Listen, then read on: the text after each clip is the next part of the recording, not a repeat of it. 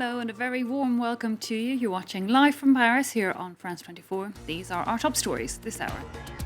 Joe Biden and his team given access to federal funds and classified information necessary to prepare for a transition of power.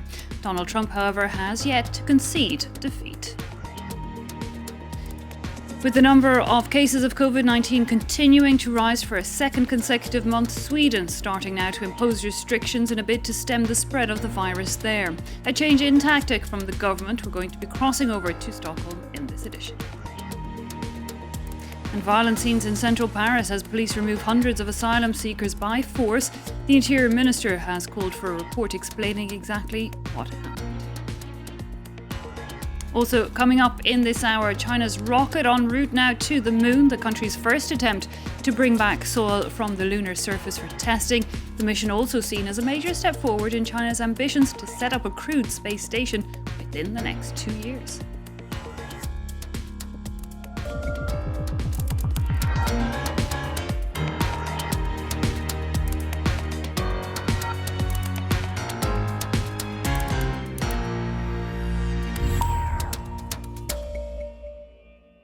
Joe Biden and his transition team have now been given access to millions of dollars in funding and to classified information, the federal government recognizing the Democrat as the president-elect. The decision coming after Michigan certified Biden's victory in that battleground state, and more of the legal challenges pushed by Donald Trump were rejected. Trump, however, continues to refuse to officially concede defeat. Our Washington correspondent Ketevan Gorgistani tells us more.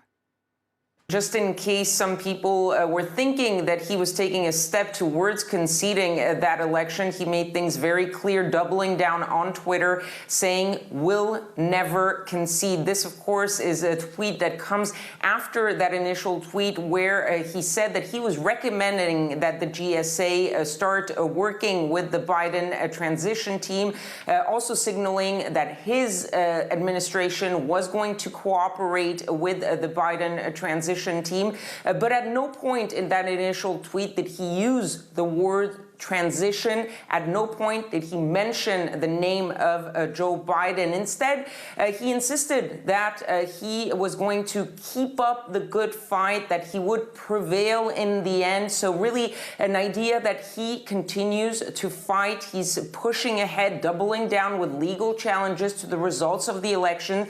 This despite all of these legal challenges so far being thrown out of the courts. You're seeing different swing states, battleground states, certifying their results, like in Georgia, like in Michigan, yet the president is showing no signs of conceding this election or recognizing Joe Biden as the president-elect, at least publicly. So this move for the transition looks more like a little bit of a concession to some of the Republicans who have been growing in numbers, asking the president to at least start this transition process in order to protect national security and also to help the Biden transition team deal with this pandemic, this coronavirus pandemic, because the possible vaccine, if it does come, will be coming once Joe Biden is already the president after January 21st. Well, wasting no time waiting, Joe Biden has released the names of more of his cabinet picks, including for security and economic roles, and there's a new role that has been announced, a presidential envoy for climate. The man in that job set to be John Kerry, a former US Secretary of State and presidential candidate. Solange Mijan tells us more about that position and indeed some of the other men and women set to take up top roles in the next administration. Getting to work with a trusted team. Joe Biden says he's selected experienced, crisis-tested leaders for his cabinet, and he's also broken some historic barriers in the process. The president-elect pegged Janet Yellen as Treasury Secretary. If confirmed by the Senate, she'll be the first woman to lead it in its 231-year history. A renowned labor economist, she said Americans need extraordinary fiscal help because of the coronavirus. Another first, Alejandro Mayorkas, as head of the Department of Homeland Security. The first Latino to hold the position, his nomination signals a desire to regain trust in communities that have become deeply distrustful under Trump's immigration policies. Perhaps the most well-known pick, John Kerry as U.S. climate envoy. The role didn't exist before, but it signals a desire to put climate change on the top of Biden's agenda. Kerry negotiated and signed the Paris Climate Accord for the US before Trump withdrew from the pact. The Vice President-elect has also named Avril Haines to become Director of National Intelligence. If confirmed, she'll be the highest-ranking woman intelligence officer ever. Then there's Linda Thomas-Greenfield as ambassador to the UN. The African-American diplomat will, as ambassador, be given a seat back on the National Security Council. Spearheading the U.S.'s foreign policy, Anthony Blinken has been pegged as Secretary of State. Most of the nominations must still get the green light from a very divided Senate. But Biden's choices have already made a break with the previous administrations. Not just in regard to race and gender barriers, but they signal a return to favoring international alliances and government aid for struggling Americans. Last weekend was one of the busiest, was in fact the busiest one in terms of air travel across the United States since mid-March, when coronavirus lockdowns were first imposed. More than 3 million people passed through airports ahead of Thanksgiving. The Centre for Disease Control urged people not to travel for that holiday. While the number of passengers was up for the first time in many months, statistics still show that it was 60% lower than the same time last year. Well, in Sweden, the number of cases of COVID-19 started to rise late last month and have continued an upward trend throughout November, prompting a change in tactic there. Having previously taken a light-handed approach and avoided lockdowns, the government is now putting restrictions in place, notably on the number of people that can meet up at any one time. To get the latest, we can cross over to Stockholm to speak to Malin Othander. Tell us first, Malin, Sweden adopted a very different approach to the rest of Europe in dealing with COVID-19 in the spring, but this appears to be changing. Well, starting today, actually, there's a new rule that you can only be 8 people gathering. And the rule before that was 50. So that's a big change, actually. And also since this Friday, it was a new rule that there's no alcohol allowed in bars and restaurants after 10 p.m. And both these rules are coming from Folkhälsomyndigheten, the Swedish public health agency, and not from the government. But these 2 rules are coming from the government. And I think the pressure on the government in Sweden are rising now because the second wave hit so hard. And the Swedish Prime Minister, Stefan Löfven, held a speech this Sunday, and he was saying how important it is that everyone is following these new rules now. More than 6,000 Swedes died in the first wave. What's the situation like in the country now when it comes to infections? Well, it is not looking very good in Sweden right now. We have over 200,000 cases, and and it has been a big rise since October. And just to put this into context, in just a couple of months back, it was around like 200 cases per day, and one day last week it was 6,000 cases.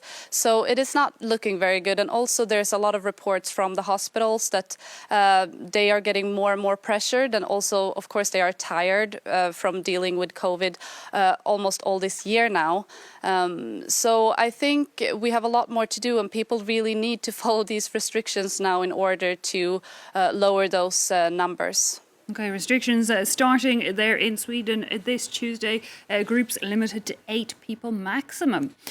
Changes coming into place there as the cases of COVID-19 rise. Well, meanwhile, with the rate of infection starting to drop here in France somewhat, the government is expected to let up on lockdown restrictions in the coming weeks. President Emmanuel Macron to address the nation this Tuesday evening to present the next phase.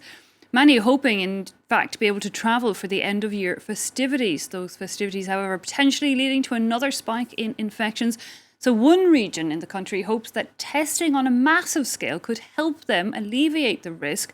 The Minister for Health isn't convinced. Fraser Jackson tells us more. With the holidays just around the corner, everyone in France is waiting to see whether the national lockdown will be eased and whether they will be able to travel home to see their families.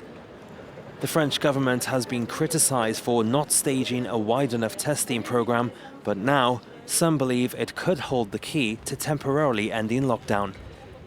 That's the case in the French region of Auvergne-Rhône-Alpes. As the area hardest hit by France's second wave of COVID-19, they are hoping to test over 2 million people in 1 week. The aim is to test as many people as possible. The clearer a picture we have of our region within the same week, the more we can stop the virus spreading. But that approach has been criticised by some, including France's Health Minister Olivier Véran. He questioned where you would isolate the thousands who would likely test positive. This scientist pointed out further flaws. You can't test everybody. Some won't come, others could be recently infected and therefore not show up positive, or some could become infectious after the first test. Those people will fall through the cracks. Finally, it's something that will have to be done frequently, and that would be hard to do. On top of this, tests aren't 100% accurate. To lower risks, it's best to complete a full 14-day isolation and a test, but even then, nothing is sure. Experts are urging people to remain vigilant and maintain sanitary measures and social distancing, even if your test comes back negative.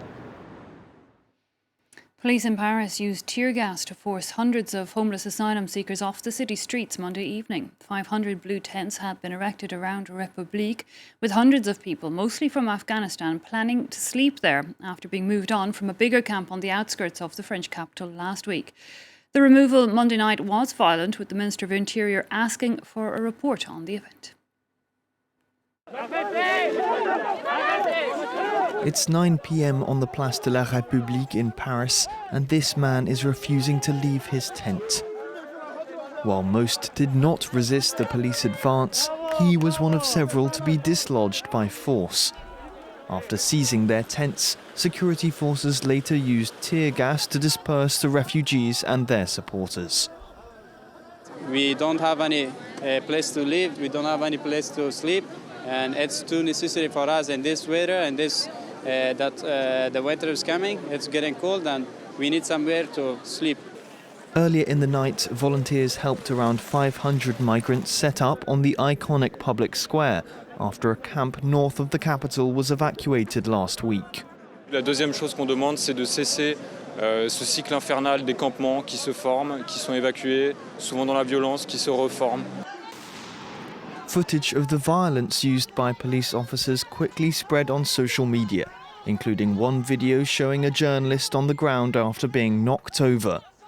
Interior Minister Gérald Darmanin said the scenes were shocking and has ordered a police report on the clearance.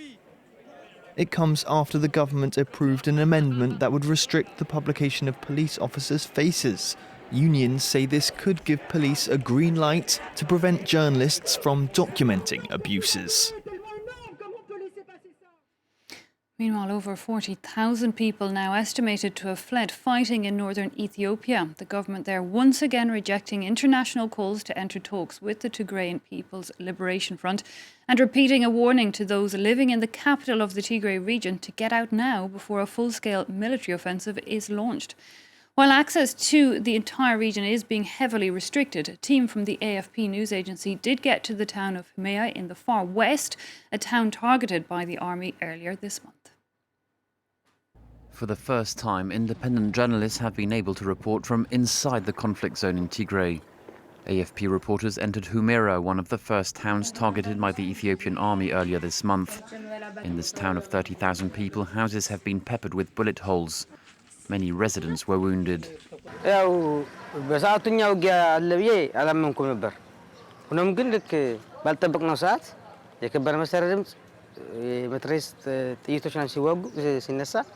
እንዳለ ህዝቡ በረገገ እኔ ለወጣም አልቻልኩም ያው የሆቴል ማኔጀር ስለነበርኩኝ እዛው ከቤት ነው ያሳለፍኩት ሁሉን ነገር Humera residents regretted that the tensions between the government and the regional TPLF party escalated into a war. It has reportedly left hundreds dead across the north of the country. ማህበረሰቡ እንግዲህ እንደምታየው ከተማው መልጽዋል ወደ መበልጸግ አቅጣጫ የሚሄድ የነበረውን ወደ እለት ጉርሶ ያለማግኘት ደረጃ እንዲወርድ አድርጎት ያለ ትክክለኛ ለሆነ የጦርነት መፍትሄ በመወሰዱ ነው ስለዚህ Analysts are concerned that the government is swiftly bringing in administrators from the neighbouring Amhara region. For decades there have been disputes over land between Tigrayans and Amharas, and there are fears this move could inflame ethnic tensions. Well, moving on now and blast off. China's rocket is en route for the moon. Its mission to shovel up soil and rocks from the lunar surface and bring them back for analysis. They'll be the first samples to be brought back down to Earth in 4 decades and the first to be carried by a Chinese rocket. China has poured billions into its military-run space program and hopes to have a crewed space station within 2 years. Our correspondent in Beijing, Charles Pellegrin, tells us more.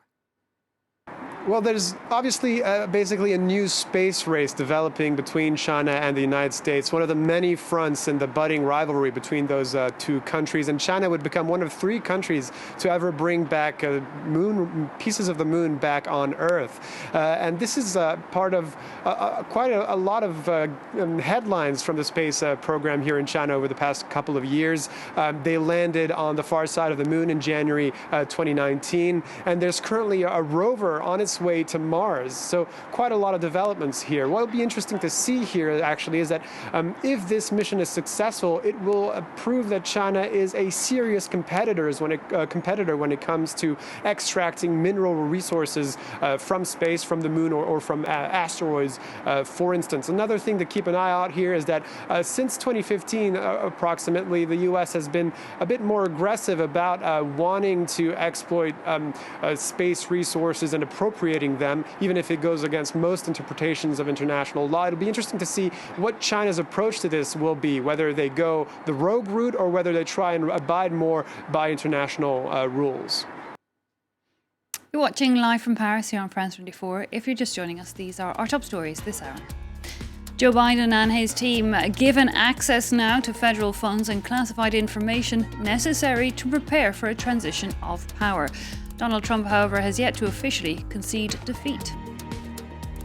With the number of cases of COVID-19 continuing to rise for the second consecutive month, Sweden starts to impose restrictions in a bid to stem the spread of the virus, a change in tactic from the government there. And violent scenes in central Paris as police remove hundreds of asylum seekers by force. The Interior Minister calling for a report explaining exactly what took place.